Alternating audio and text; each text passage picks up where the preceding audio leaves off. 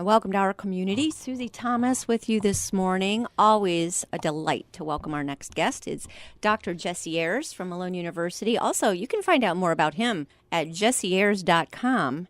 And a local composer. Good morning. Pleasure to be here with you once again. I had to contact you when I saw that you've been commissioned to compose some music for someone. Now, tell me, first of all, what does that mean? Well, commissioning is paying a composer to write music for a special event or for a certain ensemble, for whatever the need is. In this instance, it is commissioned from the Ohio Music Teachers Association, abbreviated Ohio MTA. This is an organization mostly of private piano teachers, but also includes wind and percussion and brass and string teachers as well. As you can tell, it's a national organization. Ohio MTA is part of the Music Teachers National Association, MTNA. So would we be right in guessing that pretty much most of the music teachers in our area belong to this professional organization? I would say the bulk, yes. How did they find out about you?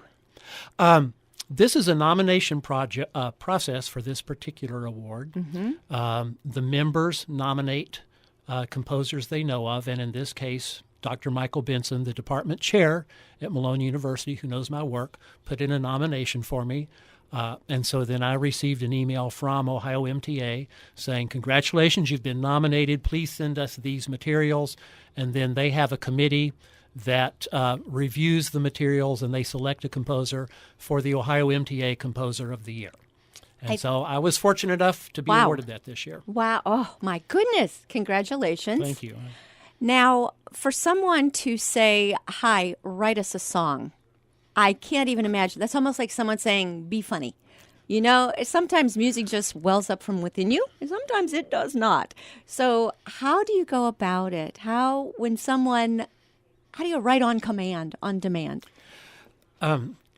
One of the American authors, and I don't know if it was Hemingway or just who, but somebody asked him that question. He said, I put a piece of paper in the typewriter and I stare at it until I start sweating. And is that your process as well? There's a craft a person learns. Yes. But yeah, it's a little daunting at first. Once I get started and am on a roll, it's much easier, but it's coming up with that initial what size piece, what instrumentation, how long, what's it going to be about, and then getting a musical idea. If I can get a little bit of a musical idea, a motive is 3, 4, 5, 6 notes, something in there that say, oh, I could take that and develop it and run with it, turn it into a piece. And it's a little different for every piece. Right. Do you hear it in your head first? Sometimes I do. Sometimes I hear it by sitting at the piano, and your listeners may know I'm not a pianist. I was a percussionist by trade once upon a time. But I sort of bang around at the piano, and sometimes I'll get some ideas there. Sometimes I hear an initial idea in my head and think I could do that.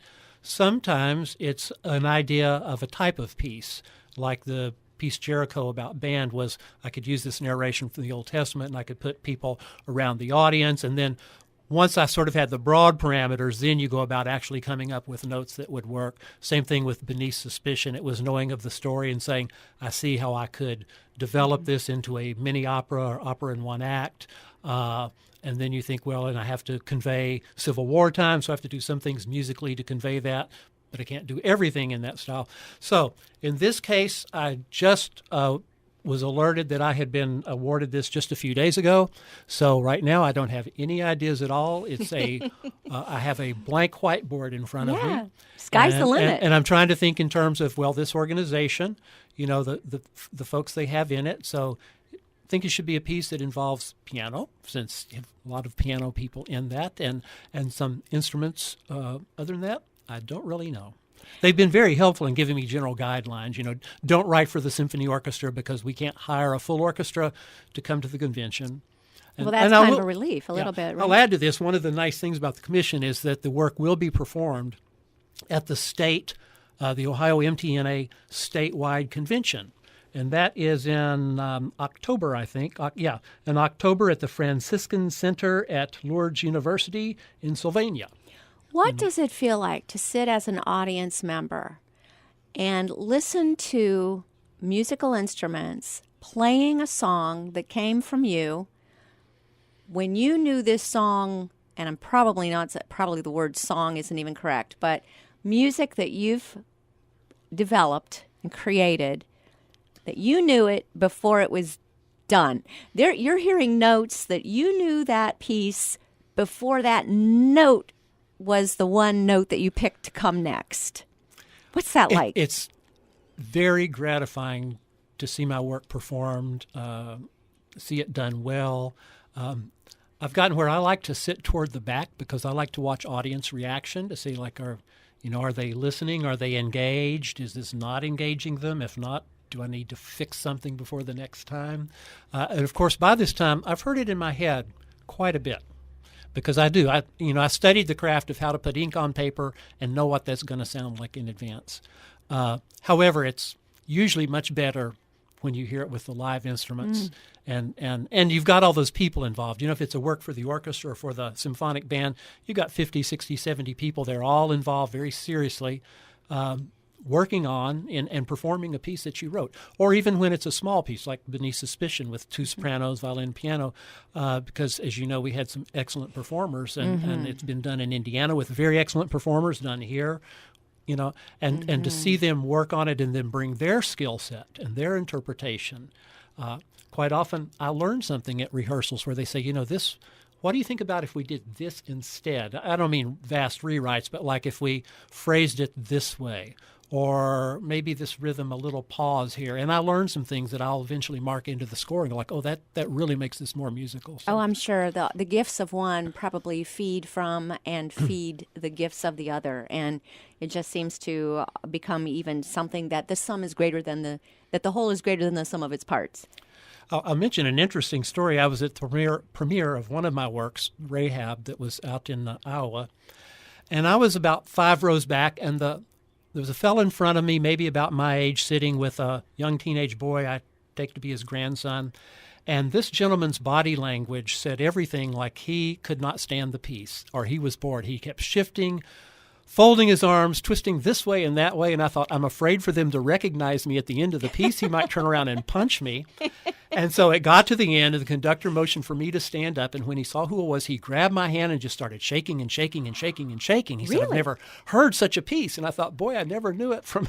So you can't judge a book by its cover. Not by the body language. And then really what was most gratifying, he pointed to the young man beside him. He said, that's my grandson. He's ADD or something. He said it's very difficult for him to pay attention to anything over about 30 seconds. Said he just sat there for 31 minutes without moving.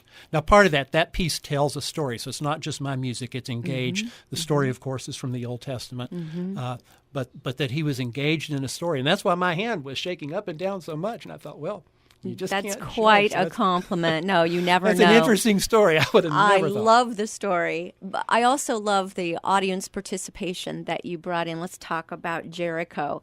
How unique to ask the audience at some point to all start shouting as if they want the walls to fall down. That was a big gamble I took as a composer when the idea occurred to me. And I believe your listeners may have heard this before. I believe that was inspired by the Holy Spirit, or at least, the suggestion of what if you did this, because I thought that's nuts. An audience isn't going to shout, and it won't matter because a conductor's never going to touch this piece. But it's a story for your listeners who don't know the work. It's for band and narrator with audience participation. It's also an orchestral version. It's been done both ways with bands and orchestras. And the narrator is telling the story from the book of Joshua. Oops, I almost slipped. I kept trying to say the book of Jericho, the book of Joshua. Right, yes. The one who fought the battle of Jericho. The one who fought. And then at the point where, as they marched around the wall on the seventh day 7 times, and all the people were to give a great shout, the audience shouts.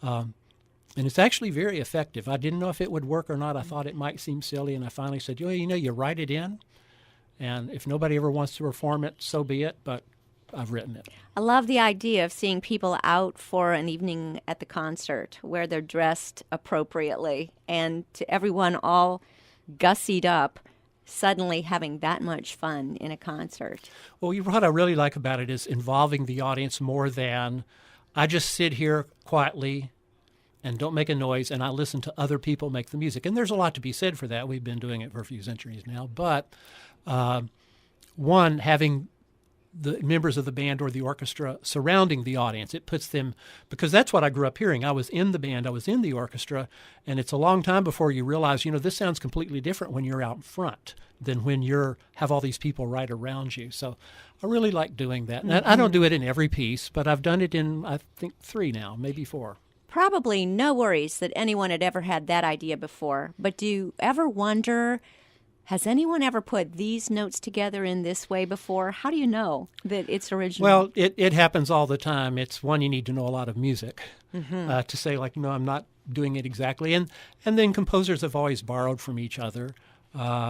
In Jericho, all throughout the piece, different instruments are playing sort of in disguised ways the opening line of the hymn, O Come, Emmanuel.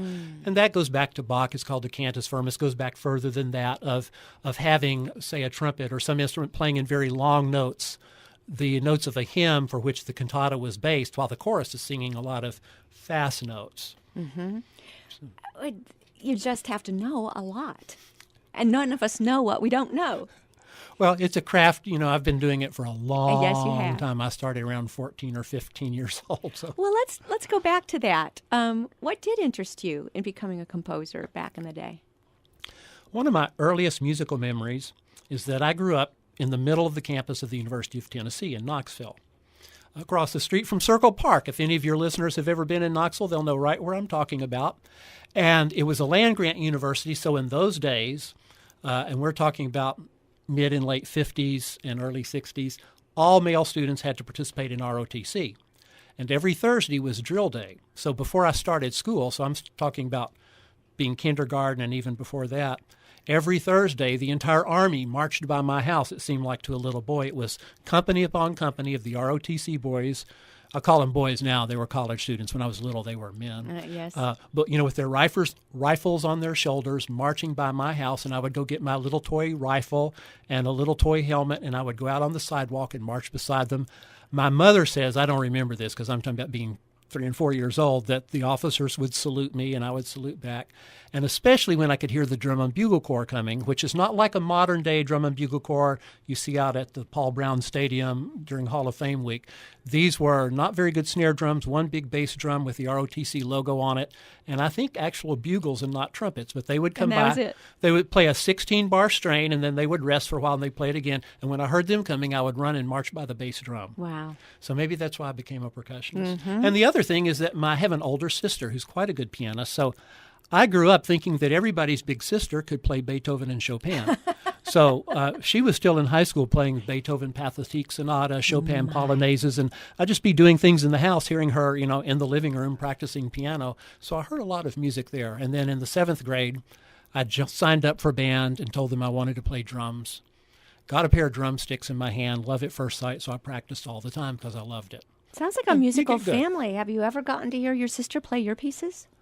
No, she never has, but about 3-4 summers ago, we both went back to Knoxville. There was a reunion of all the people that had been in the choir at our high school. And at this high school, we closed every program. It was tradition with the Battle Hymn of the Republic. And that performance, my sister realized, was the first time she and I had ever been on a stage together.